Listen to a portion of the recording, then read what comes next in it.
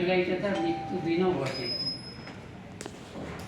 তো তার একটা মর্মবাণী একটু উচ্চারণ করে আমরা আরম্ভ করি আমাদের কাজ।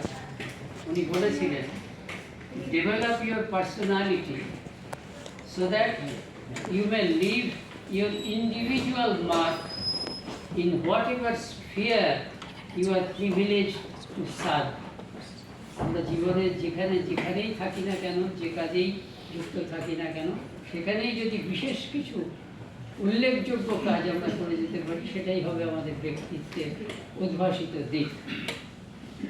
সুতরাং আমরা তাকে স্মরণ করছি।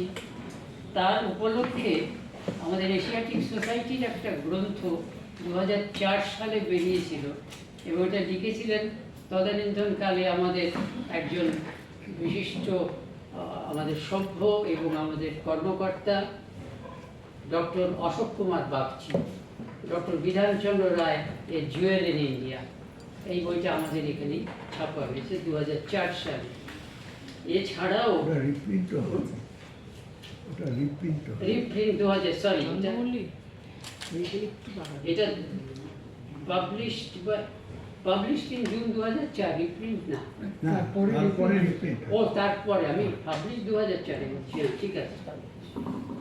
এছাড়া 1960 সালে